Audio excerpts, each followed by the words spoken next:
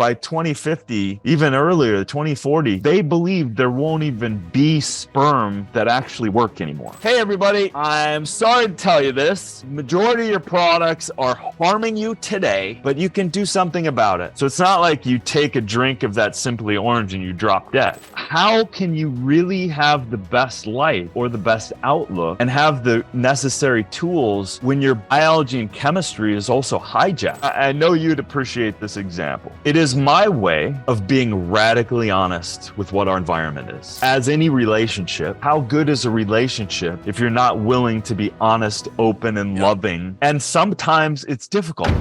Welcome back to Flipping the Lid. You all know what we do here by now. We love to jump in deep to the real stories of those that are creating some of the greatest amounts of impact in this world, some of the most significant and successful individuals. And today we have somebody who's been leading at the top of their game for a very, very long time. You know, I'm going to jump right in with the most obvious and well-known thing for a lot of people, which is that he was co-host of an Emmy Award-winning show with Zac Efron called Down to Earth that was on Netflix. Incredible show. This man's been fascinated by human performance, healthy, exotic foods, the way that our bodies interact with the universe around us, and how do we actually connect with ourselves to connect with all of what we all have access to. This man looks for all these places to remove interference and things that are creating restrictions in our world.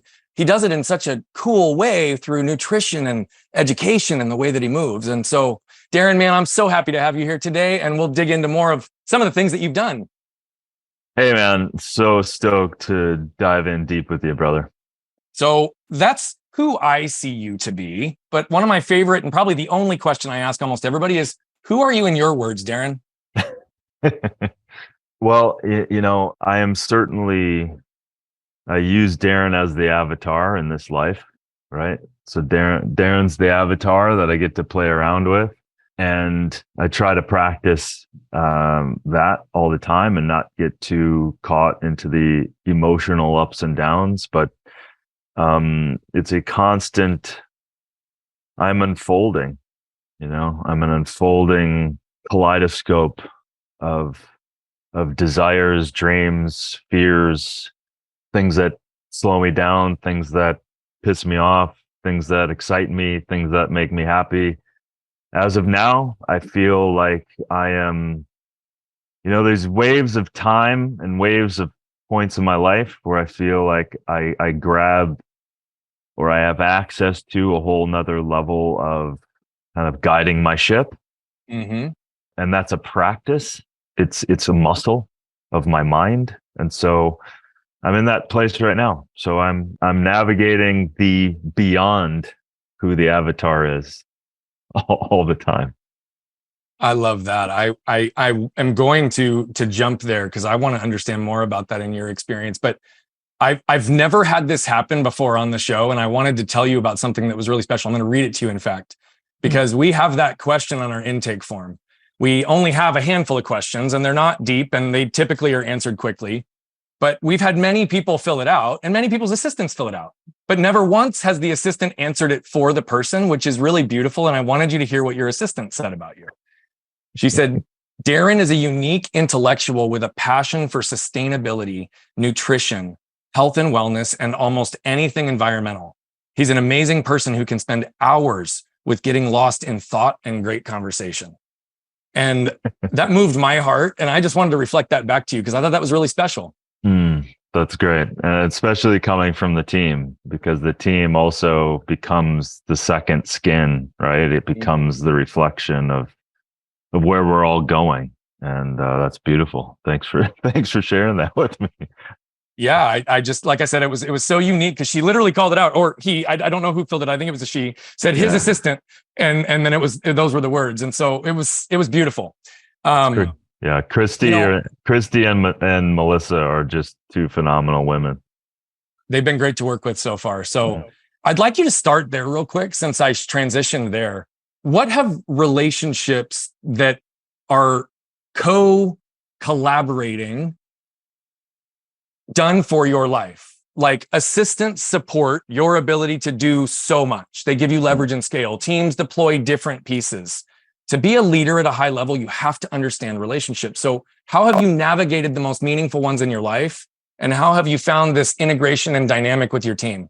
I tell you what, it feels like I was late to the party too, in terms of like, Me too. it's just like I would become kind of connected to the people and old assistants, not every one of them, but many, like over the last 15, 20 years, you just have them. And then the line gets blurry between, an employee and friends and all of that stuff. And then I just deal, and I don't realize I'm doing it. I just deal with whatever they're able to provide.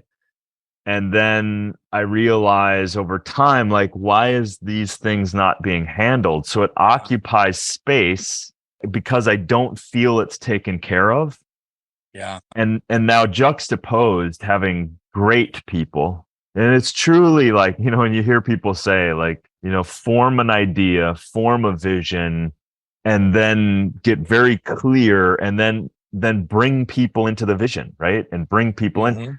And now really getting clear on where I'm going, what I'm doing, and allowing the greatness of others to be great and amplify. That's a massively different thing for me, because now I know the contribution of them is exponentially greater. So it does free me up. It does open up things because I know X, Y, and Z are handled. And then it allows me to do something that I'm good at, is expand and then go back to vision and make sure that the ship is got its mast in the wind appropriately. And so yeah, having great people around is such an amazing gift. And you have to pay for it. Meaning like you have to create a foundation. You do. That it's worth for them to step into it. And, you can't expect to get, I'm being a little cheeky here, but you can't get free stuff. It's like there's an exchange that needs to happen, and it needs to be honoring for both people or multiple people. So it's been a hell of a thing, but I feel really good right now with my team on multiple different. It sounds like it. I definitely, as a leader, have identified, and in many cases now, as our platform has continued to grow, more and more people wanting something from me than for me.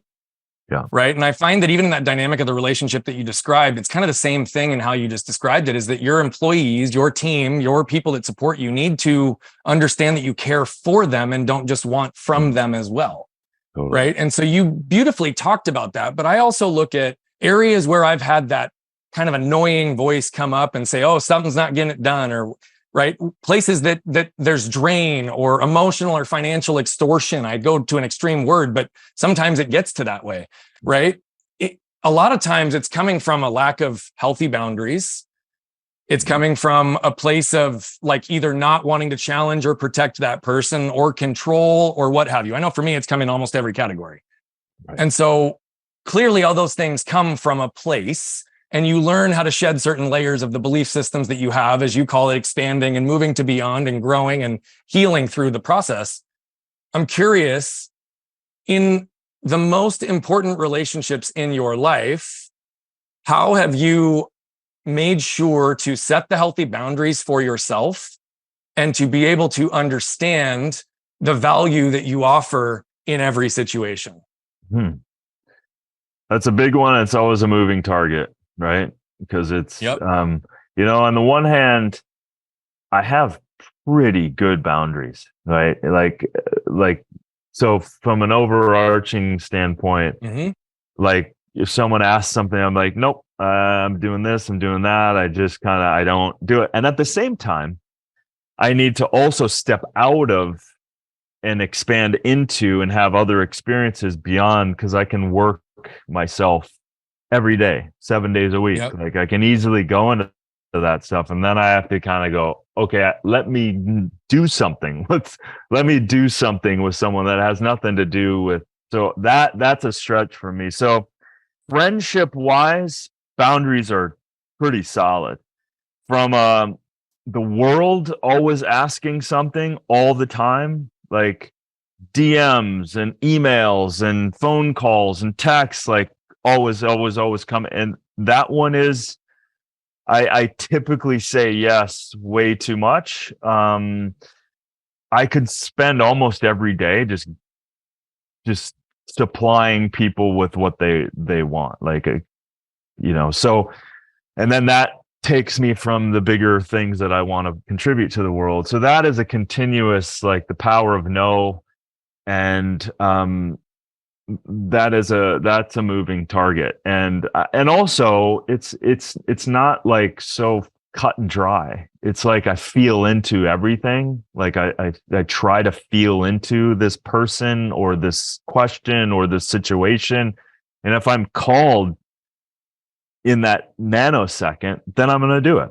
Right. And inevitably, when I listen to that, it's a expanded kind of situation where it really gives them something, or it really does both. It gives them and it gives me, and it's fantastic. So yeah, it's a well, that's what connected you and I, is you felt into a moment when Wyatt reached out to you and did it, I think, repeatedly and, a heart way, and he shows up that way. Totally. And next thing I know, I'm getting a message from you and we're coordinating to get on a podcast. I also share that same tendency to say yes in way more situations than well, certainly my wife would appreciate in some cases. Yeah. But we also have this big desire to serve, and it comes from a really clear place for us. Yeah. I'm really curious, like this, as you call it, almost inability to say yes or to say no in some cases when people are asking stuff, and this feeling into it. How have you navigated that? And where do you think that it comes from for you to say yes more often than no? The first instinct to say is, like, I'm a small town kid, right? We knew everybody, so like you help people, and so, but when the population far exceeds your small town, you literally can't keep up with it. I literally cannot answer every question, respond to everybody, say yes. It's impossible. Yeah. And it becomes the other side. So then resentments and everything can step in, and especially when you're pulled towards your dreams and you're pulled to things that inevitably will help, that what you want, that's the ideal, to help more people. So it runs the risk of neutering myself for the future gain of more for people in the acute situations where I'm saying yes, but I'm cutting my energy off to be able to contribute to a greater whole. So it's a learning, it's a continuous learning, right? So, even when I go home to Minnesota, I see my family. In the back of my mind, and I make conscious, I'm like, this is for them. I love seeing my family, but I also give a lot, because and this isn't a wrong thing.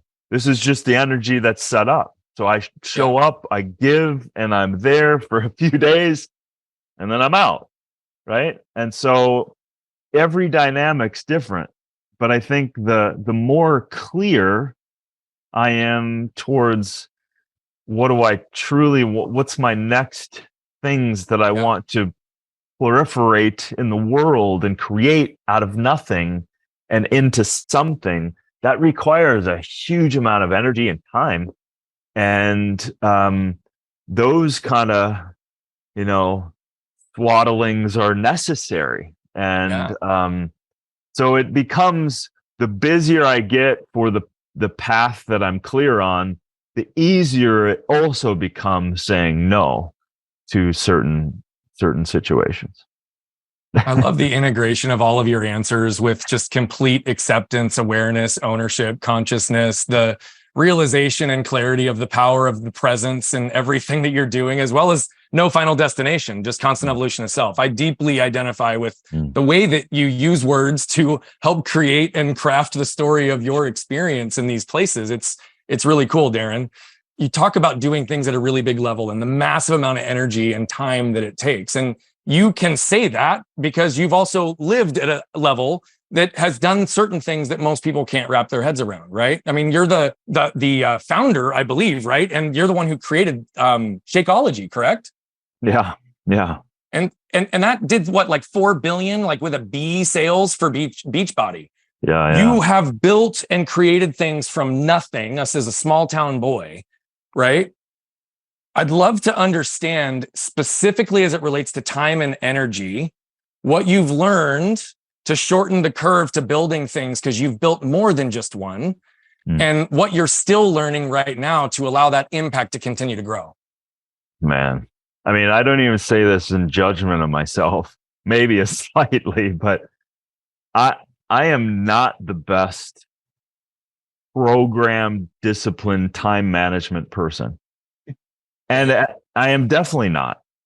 And, I've had Rob Dyrdek on the podcast, and he is down to the freaking. Oh, he's so disciplined. Yeah. And I love him for that. And I've stolen a bunch of stuff and have those conversations. And actually, I was just wanting to reach out with him again and just touch base. But that's I can't implement that too much, because I'm also like, again, going back to this vision side, I need to spend a good amount of time on what each project is doing. And so people do look at my life, because if I literally, I mean, you look at my biography, that's not everything I'm doing, right? Some of it it's a fraction, I'm sure. Yeah. And some of it is building on something in the clean energy space and the free energy space and the clean water stuff. Like that is not public. And I've been building into that with teams of people for, better part of 10 years. And so when people really, like my team, when they really start to understand what I'm doing, they're like, holy shit. Like that's why when I hired Melissa as my COO, she was like, I am turning off other things and I'm just going to focus on you because you have all of this.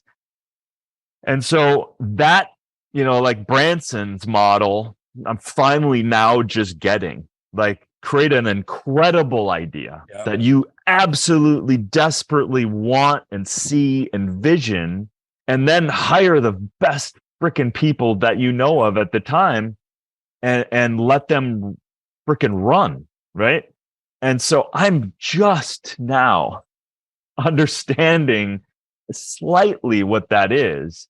And, using Beachbody as an example, this is a perfect scenario for me, because I was superfood hunting, I was formulating, and then the serendipity and synchronicity stepped in and going, we are going to support you doing your thing, and then we're going to take what you do and then blast it to the world. And that was just, especially at that time, this started in 2006, that was like, oh my God, okay, I'm going to do my thing, and then you are going to take it.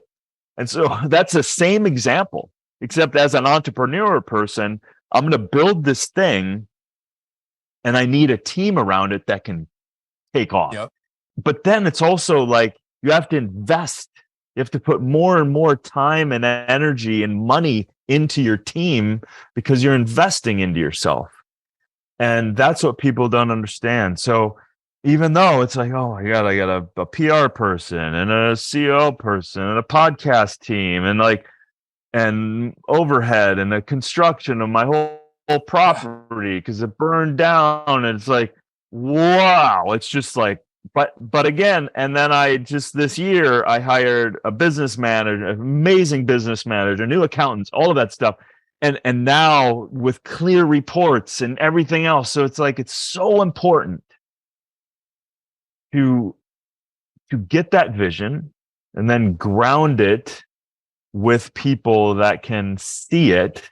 I have this marketplace idea. Of course, I need another idea off of the book of Fatal Conveniences, of all these products that are harmful. I was like, we need a marketplace that is the solutions. That is the solution, and vetted and clean. And when you open those gates and you pass through, that they are solid.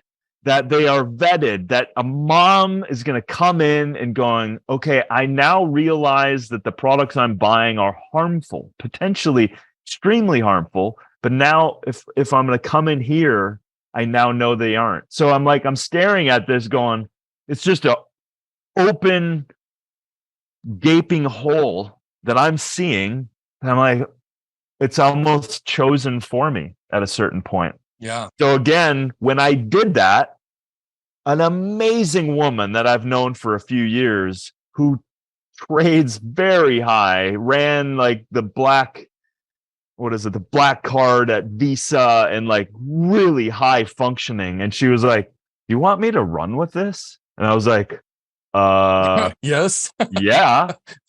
And she's just a heart-centered but radically amazing woman. I'm telling you, any person who's building something, I have a bias for ass-kicking women. I just do. I do too. They just blow. I mean, they just blow things away. They're just amazing. I'm just grateful that way. Some of the greatest friends and everything else in the business space are all women that I'm just like, blown away by. And maybe it's the dynamic, maybe, I don't know, but it just seems to me over the years, that's the case for me. By the way, I'm completely consistent in that, though you and I both are surrounded by a lot of high performing men as well. I think this is going to be the decade of female entrepreneurship at an even higher level. And there's fortunately some really cool things happening in terms of momentum that way, while other parts of the world are regressing. And as a father of a daughter, certainly struggle in some different parameters that exist there, which again, this show's not political, so I'm not going to go into that, but it's not a political issue for me. It's always comes down to a human issue for me. And that's just always how I viewed it. And so I actually have a deep level of respect for you in recognizing that if you're going to highlight this gap, this void, this really the fatal conveniences that you are outlining and don't provide the solution on the other side, then you're all you're doing is perpetuating a problem versus creating solutions. And your insight in that is awesome. I'd love to go there for just a minute, because you define fatal conveniences as the things that we may be doing every day because the world we live in makes us believe we have to, but in reality, these conveniences are actually harming us and the planet. I think that so many people, right? And some are elevated, some are aware, some are awake, some are not, right? But I think as a large whole, like people are overwhelmed, don't know who to trust, and they're overwhelmed largely by how large things are screwed up. I'd love for you to expand a little bit on this concept of fatal conveniences, and then maybe, what do you envision 10 to 15 years from now? My kids are, 7 and 9. I'm looking at what's the world going to look like if we stay on the path that we're on today. I don't agree with the path, So it's this weird thing where I can unpack the story of how this happened for me in a little bit. But my dad in the 90s was the first person to tell me and show me that these products were harmful. And we're talking about shampoos, conditioners, laundry detergent, colognes, perfume, fragrances, you name it. And in the 90s, my dad was one of the first people I ever heard of suffering chemical sensitivity.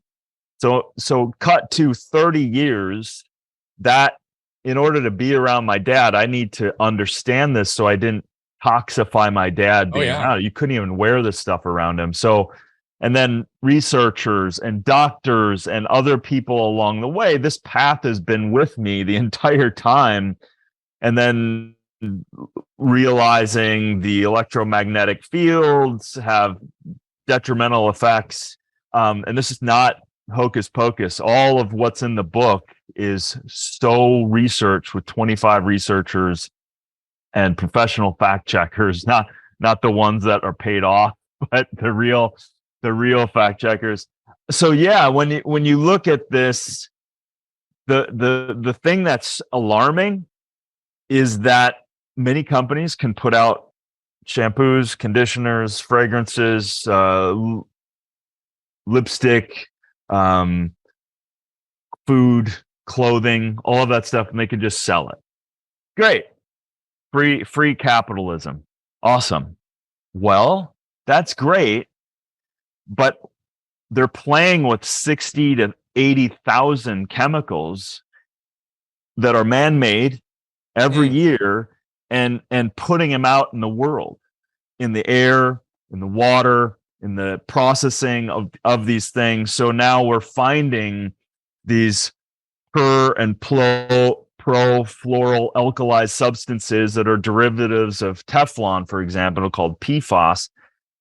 These things are showing up in everyone's blood, in all of the drinking water and tap water.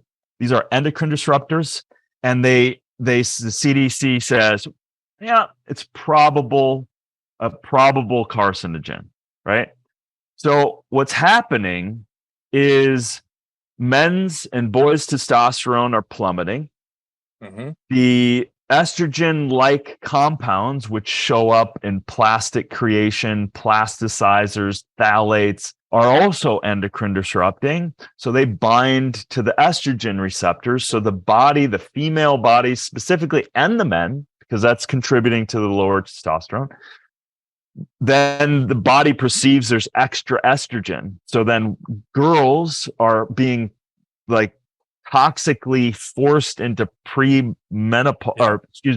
premenstrual early.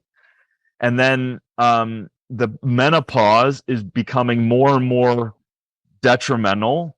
Endometriosis is at an all-time high, all of these things. And then when you think about, you have gaping holes in the safety standards.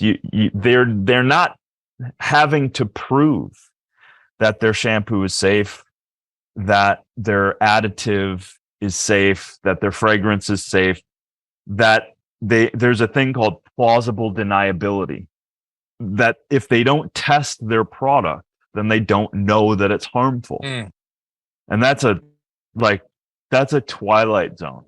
So I spend most of the book going after very clearly many examples, as well as unpacking what's going on and how these agencies that have the term regulatory bodies that are captive by profits. So they're not regulating these things effectively, because then you have things like, using PFAS as an example, majority of people being exposed to PFAS, which again, it's a Teflon derivative, it's called a forever chemical. So it bioaccumulates. It's very detrimental, especially added up over time. Oh, yeah. That since they didn't regulate it, then they enact a Toxic Substance Control Act that says, okay, now the House, the legislative branch, has given you the authority to regulate PFAS. And I'm staring at all of this research going, wait a minute. Why are you regulating something that you've allowed in circulation in almost every one of these products, in our pans, so where does some of this PFAS show up? Yes, the water, but that's all downstream stuff. Yeah. That's like, you want a wrinkle-free shirt, PFAS. You want waterproof, a jacket, PFAS. You want a slippery leather something, PFAS. You want lipstick that doesn't wipe off, PFAS. If you want mascara that doesn't wipe off, PFAS. It is everywhere. And it also recently, I already wrote the book, but recently a Coca-Cola company, Simply Orange, someone tested it, wasn't the regulatory body that should have. Somebody tested it, a lab, it showed 200 forever chemicals of PFAS in a quote unquote orange juice that didn't have orange juice, by the way. And so this is in product by one of the biggest companies on our planet. Do you think that they don't know it's in there? Not to mention it's in plastic. So then you have the leaching of plasticizers and more endocrine disruption. And so, dude, it is a rabbit hole. And And so all of these things, I'm staring at it going, this is invisible because you can't see it. Mhm. It is perpetuating, it is accumulating, and it is slowly affecting you. So it's not like you take a drink of that Simply Orange and you drop dead, right? It's like you do it, and every day, or you drink unfiltered tap water every day, and then slowly you're going 20 years down the road. These things are linked to testicular cancer, kidney cancer. They're also linked to high cholesterol. These are linked to ulcer, colitis, like all of this stuff. And you're going, oh my God, right? So it's almost a reverse homeopathic destruction of these chemicals. And you're going, it's Twilight Zone to me. So as a son to a father that was suffering and ultimately led him to severe depression and alcohol abuse after 30 years of sobriety, and he passed away from that. I believe this thing, this invisible thing that was cutting him off of enjoying his life, is affecting all of us, regardless of how affected you feel. It is absolutely contributing to, for example, the number one thing we should be aware of is how we move our human population. And those things are being undercut massively. They won't be by 2050, even earlier, 2040. They believe there won't even be sperm that actually work anymore, right? So the Oh my motility of goodness. sperm. Yeah. So it's, and like, I don't mean to, the last thing I want to do is create more shit. But the I thing don't is, take it as doom and gloom. I yeah, take it as education. yeah. So that, I mean, it's here. It's already here. We are, so if you know, as a father and as a mother, as someone who cares about your family, this is already affecting you today. It is Yeah. several studies showing that it's already in the umbilical cord. 200 plus chemicals, man-made chemicals, are in the umbilical cord of every child being born today, right? Yeah. So this is, you know, crazy. And what it, if it affects you, your micro system, you're an ecosystem, right? If it is affecting you, it is also affecting the environment, how it's being created, and also the detriment of these things, from washing a pair of blue jeans that have petroleum elastane in it is creating micro bits of plastic going back into the environment, which is also neutering the frogs and the bees and the things like that, and polluting the ground and the water. And then it shows back up in your water and you're drinking the shit. Yeah. So it is a reverse conscious cycle that we need to go, whoa, man, why don't we pump the brakes on just buying whatever, do some research? Now, listen, a third of this book, dude, is all solutions. So I'm not here to make people's lives suffer. In fact, I want to do the opposite. Yeah. Let's be aware. So don't put that dental floss in your mouth that has PFAS on it. Another freaking marvelous, crazy idea.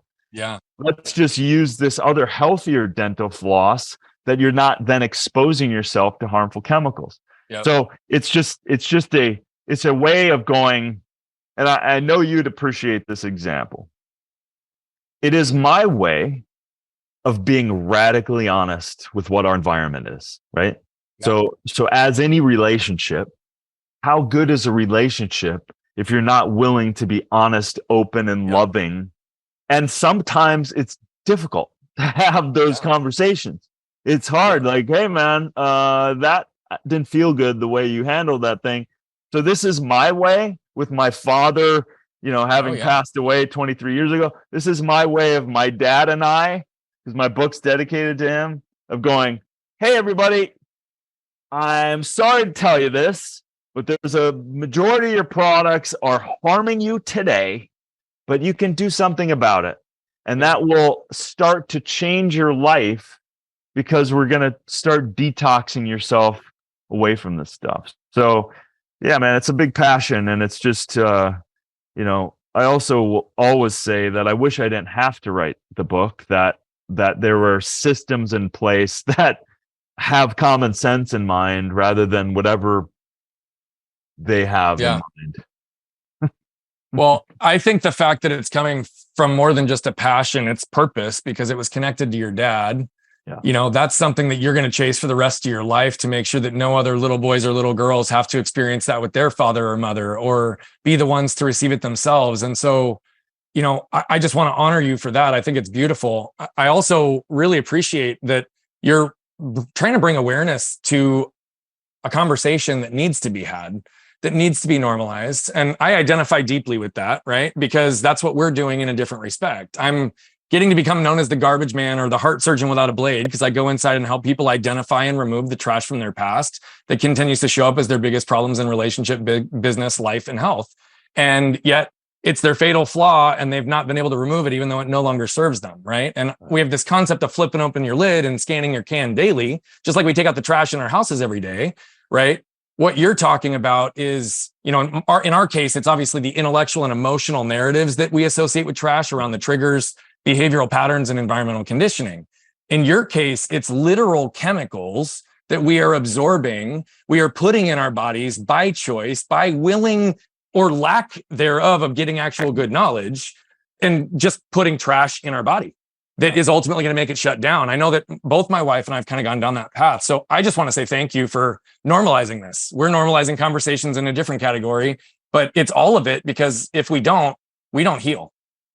Totally. I mean, and all of this stuff, as you know, are so connected, because our biology, our chemistry, if you are taking in, 60% of Americans eat the majority of their calories from ultra processed food, and that's mostly chemicalized and glyphosate and atrazine and all these pesticides, which, by the way, when you consume those things, they're also wiping out your gut flora.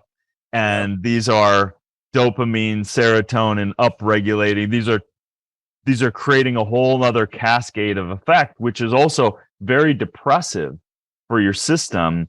And we know the gut brain axis is intimately connected through the vagus nerve. So how can you really have the best life or the best outlook and have the necessary tools when your biology and chemistry is also hijacked, right? Yep. So as we become aware, the work that you're doing, and then you get to integrate that with, because it's like self-care is also, what's going on? What are the messages that I keep saying? Mental, physical, spiritual, emotional, bro. Like it's all four. Exactly. And so you can't cut off any of them, because we are, as much as our minds want to just rule everything and reduce everything, it's impossible.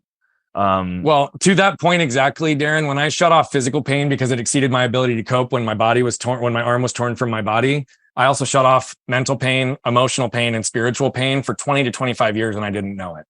Wow. And I created a ripple effect of damage in my world, despite high levels of external defined success, because it's the model that I had to chase.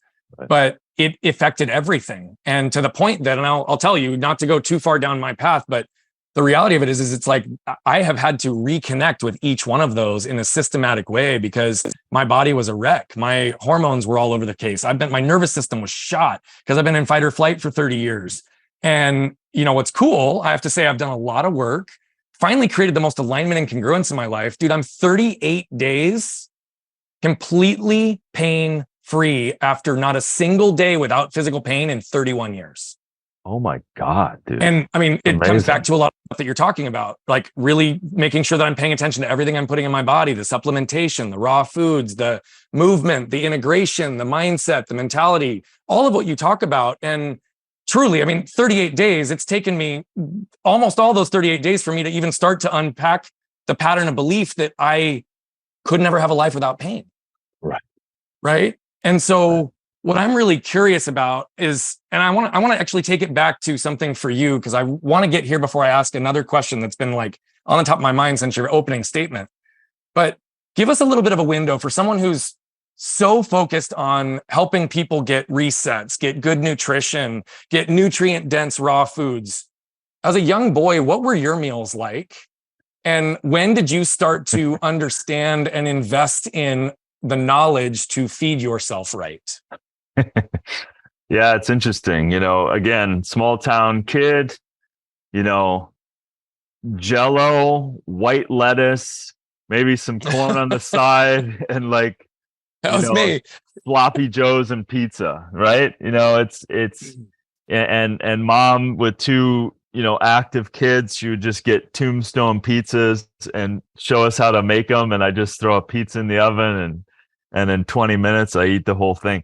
So, that's how it happened. But there was interesting, it's interesting how life is always has the opportunity of providing a nugget. And at 13 years old, I talk about this in my first book, SuperLife. And at 13 years old, I don't know if I was feeling weird, but I said, I'm not going to get into the whole story, but I was premature. So I was like, I almost died. I was 3.5 pounds, and there was challenges, and it took a while to work itself out as I grew up. So I had all these weird things. My brother would make fun of me, like, developmentally and weird physical things, and just a challenge. And I saw this article I used to deliver the Minneapolis Star and Tribune newspaper in Minnesota. And I saw this article about grapefruit diet. So I just asked Mom, she didn't know I was going to do it. I just go, Mom, can you get some grapefruits? And so I think for the next few days, I ate mostly grapefruits and just ate. And it was the first time I consciously was like, I feel better. Right. By what I did, I feel, and listen, I was also drinking 6 bottles of Coke a day. Right. And I was just like slamming this as a little speed. And then I'd be just, being a kid. So I stopped, and then I did, but then I continued to be a kid. Now cut to at 16 years old, I picked up my first kind of dumbbell and realized, I have power to choose and to apply something and quote unquote become strong. And so that's when I really embodied more, and then, becoming better at athletics and football and basketball and track. And then it really was my sophomore year in college football, where I beat out guys that should have beat me.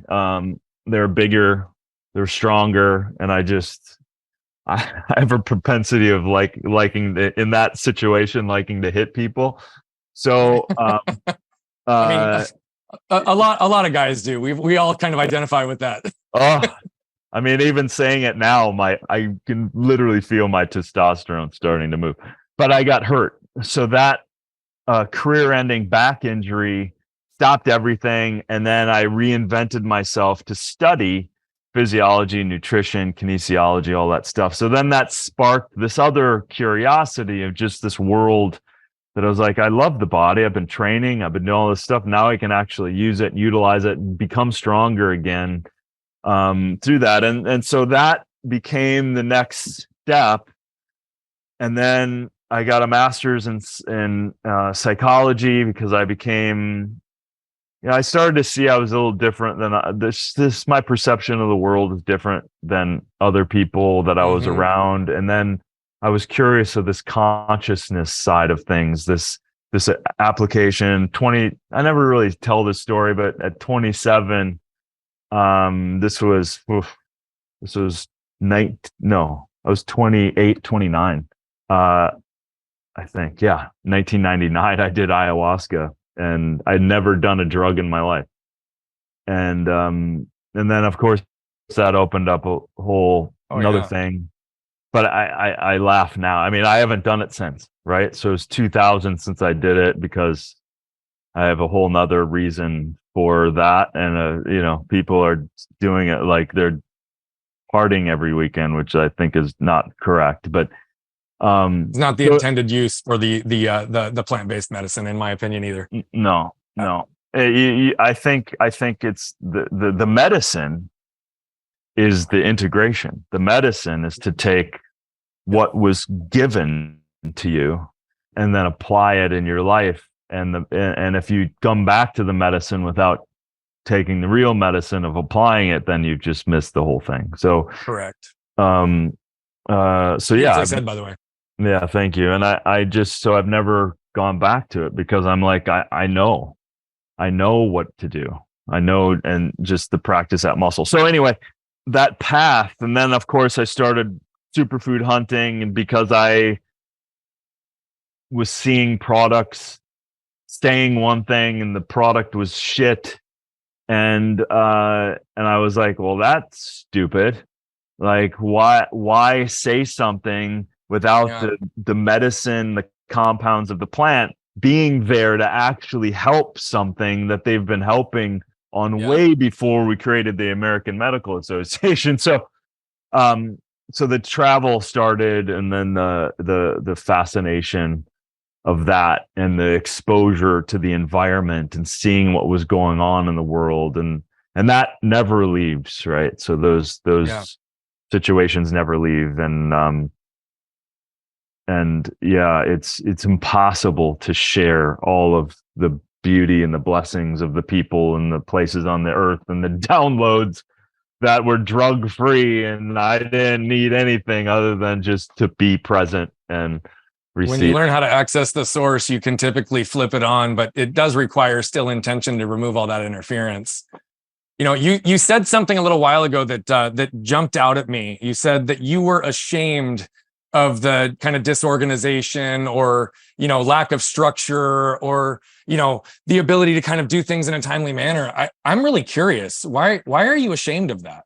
Well, I think I you know, as time goes by, I don't know if the shame is present now, but it certainly became so, right?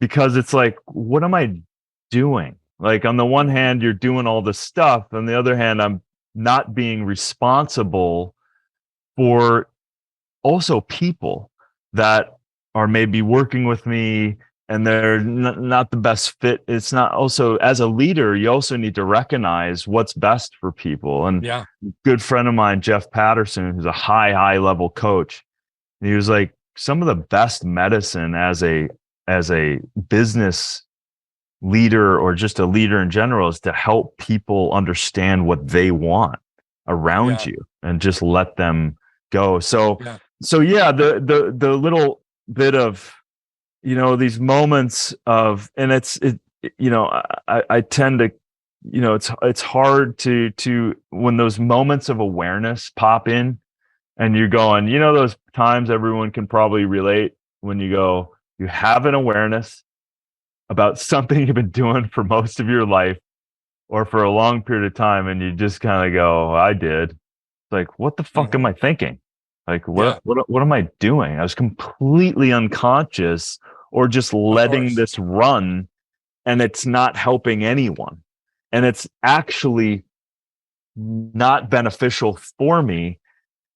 And then, you know, the question is, and this is just kind of just going there right now, the question is, why would I let that happen? And then probably my first instinctual way of answering that is, on the one hand, I wasn't ready for a certain level of success. I didn't feel like I deserved it. Whatever that kind of shit is, because ultimately it's just that, but it doesn't go away unless you turn and go and investigate it. Because I think the science of mind is so important. And again, I'm a student always of this, and trying to be better and better and better at observing, go, isn't that interesting thought? And then it's off, like in a monkey mind, way down the path, going, what do you, I just wasted 10 minutes of my life, like recapitulating some bullshit story. And so I think the practice is going without it being personal. And again, I'm practicing as much as I can, going, instead of labeling it as shame, going, where's the source? And Yep. what was the instigator for keeping that alive? And if I Yep. don't go into the shame and calling myself this thing, and if I can almost impersonally, as an observer, going, oh, well, there was a certain amount of lack there that you were keeping alive. There was a certain amount of fear that you of success in this area. There was a certain amount of, you didn't think that, you deserved it. And then when you can face that stuff, you get to liberate that stuff, right? Yes. And then that's okay, now there's a space that is there that wasn't there. And you can't also spiritually bypass it. And that's a tricky thing, because it's so easy to go, no, I just want to overcompensate. Well, people intellectually convince themselves it's fixed, right? And they create a narrative that then only further perpetuates that pattern. Thank you for your honesty on that, and your free-flowing thought on just expressing what was coming to you in the moment. Truly, it's interesting, because I genuinely believe that the places that we typically carry shame historically, those reactionary moments in our bodies, it's typically wherever we're protecting ourselves because of whatever belief system is ingrained from the triggers that exist from the trash from our past. And I believe that 99% of the trash from people's past isn't their fault. It just becomes their responsibility once they become aware of it. And you so beautifully ingrained so many elements of that lesson. And you even talked about, it was in the areas I was afraid I wasn't worthy, or afraid I couldn't lead the team, or afraid I couldn't deliver these things, that created these patterns that I ultimately had to sit in to feel so that I could heal and move in my life and actually make it move. And so thank you for going there. I'm curious. I know we're wrapping up on time here relatively quickly. I've got a few more questions for you if you still have a few moments. Sure. I want to go back to this concept of healing for a second. Again, so much of what you tried to get people to pay attention to is when you're putting these toxins and things that don't actually create anything, that come from these fatal consequences, it's the lack of awareness and feeling in our bodies that allows us to really even know that it's a problem, right? So when I shut off all these other pieces because I wasn't feeling, I didn't heal. But there's also all these social pieces that are going on. I mean, there's social determinants of health. And in Phoenix alone, from North Scottsdale to downtown Phoenix, a 10 to 15 mile gap, there's a 20-year difference in life expectancy because of the food deserts that exist in certain places, the lack of access to quality, healthy food, right? We know that nutrient-dense, cheap food is typically the worst stuff for us that has all these pieces in us. I'm really fascinated by this concept of how do we bring the best of the best foods at a cost and affordable place so that the masses can access it? I mean, for example, Shakeology, the most common one is like $4.25 a serving. It's not expensive by measure of people who understand the value of investing, but for so many who don't have the resources, I'm really curious, how do we get people to think about changing their eating habits and make it accessible to the masses? Yeah, it is a construct that we have to fight against, because on the one hand, you can feel like you're getting a lot from a volume. Right? So processed food and these food deserts, you can go to the 7-Eleven, the markets, you can't find fresh food anywhere.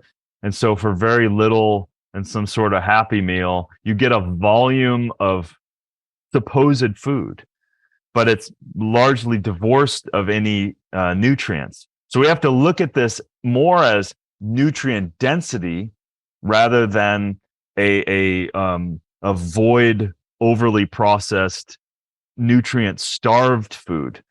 So that said, and then listen, it's weird to say this. It should not be a privilege for people. It should not be difficult for people today in 2023 to be able to have access to fresh food, right? So our country was founded by farmers. It was all of it. And now it's been hijacked into this conventional 2% of the growers are growing all of the food. So, start going to number one, if you can put seeds in a ground, do it, right? Grow food. Even if it's on a windowsill and you're in an apartment. Even if it's put a pot and grow, a banana tree, whatever it is, try to do that. And then the second phase is, if you can, ask your neighbors, ask your friends, where are the farmers markets? Where are the farmers? Where can I then get that food?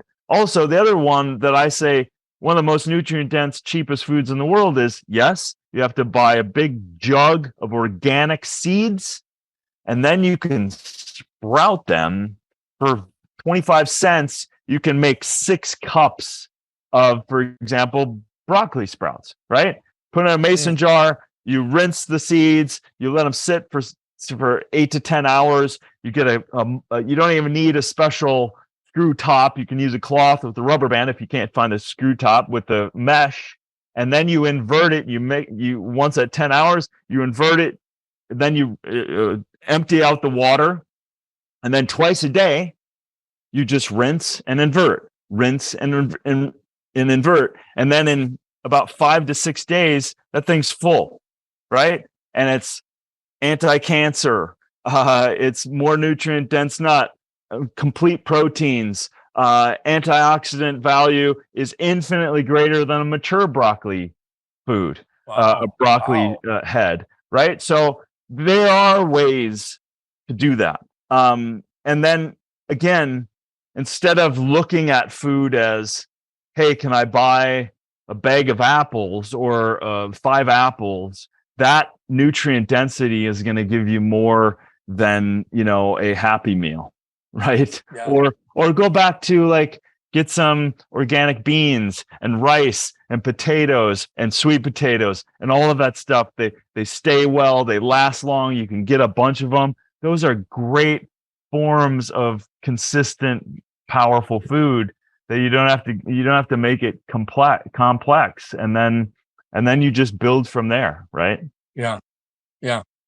Darin, I really appreciate that. I mean, I've worked with a nonprofit here in Phoenix that is, their sole focus is feed, clothe, house, and heal. And it's about sustainability.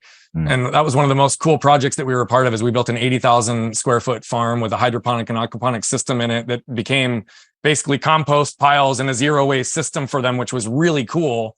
And it all came through education too, by helping them create their own planter boxes and have sustainable ways to grow the food and nutrients. I would imagine that a lot of this stuff is integrated in your books and ways that people can access this incredible knowledge. I'm very fascinated because you've got so many things that the world knows about and so many things that the world doesn't know about that you're working on. What is lighting you up the most right now? Well, it is fun talking about the book because I've spent 2 years on it. So I'm definitely fired up about getting that message out. And then working, in the space of clean energy, water, power, food, shelter, that space. And I'm working with my buddy Chris Patton and a company called Alpha Core. That the work we're doing in the clean energy space will blow your mind. We're turning ambient hydrogen in the air into power. So we're literally turning the air into a fuel source, and that is not theoretical. It is something we're doing right now, and we've developed this other chemistry of desiccant capability of pulling humidity out of the air and creating a huge amount of water. And this is some technologies that have come together, and we're working with one of the great NASA scientists, Michael Fulton. And so these things, and then with that, I'm working on a completely new television series to highlight problems, but highlight the solutions in a big way. So I'm working with all these things to then highlight and show and expand and create hope, because ultimately expanding on the solutions and showing people that they didn't know that there were solutions out there. They didn't know. And what that does, they may not be able to follow everything that's going on, but it provides hope, right? That we can eliminate plastic. We can absolutely wipe it off on the face of the earth without it being toxified into our precious planet. We are also developing that technology. It's a plastic annihilator that draws it, breaks it back down to carbon black that's clean, and you can actually put it into the soil again. So this is on a molecular level. So all of that stuff, and is just wildly exciting. We're starting to get into the housing world using some material science with some volcanic rock that we can then use. That is just mind blowing. So these things excite me for sure. Well, that's all really exciting, and I'm grateful that you are not overly organized, because I would argue that if you had too much structure, your creative brain couldn't build and come up with all these ideas and align with people so openly.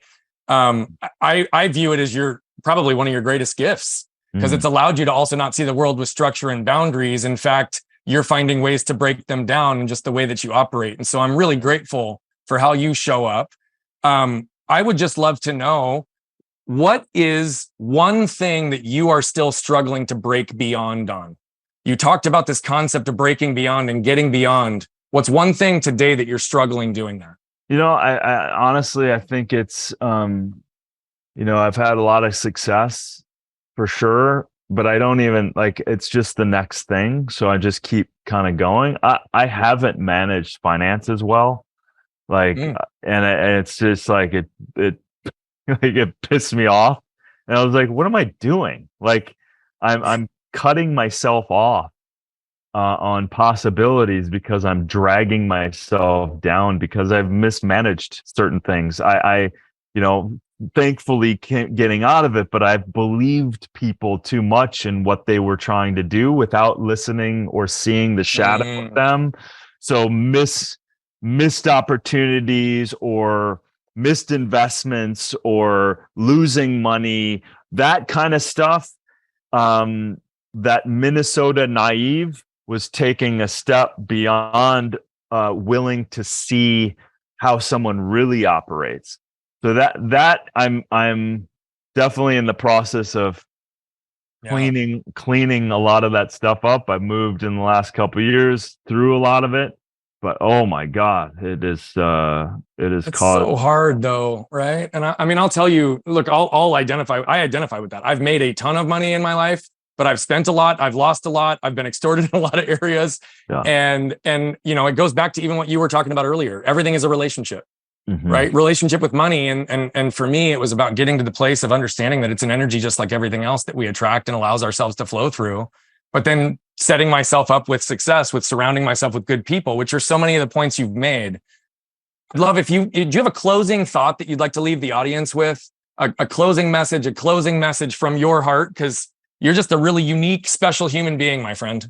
Thank you. I've enjoyed this conversation. Well, I know that without a doubt, as much as we feel like we have flaws, maybe on the one hand, it's supposed to be that way in terms of our moving through time and space and having these bodies and this avatar. But I know without a doubt that we are whole, we are perfect, we are beautiful, we are powerful, we are strong, we are wealthy, we are harmonious, we are loving and happy.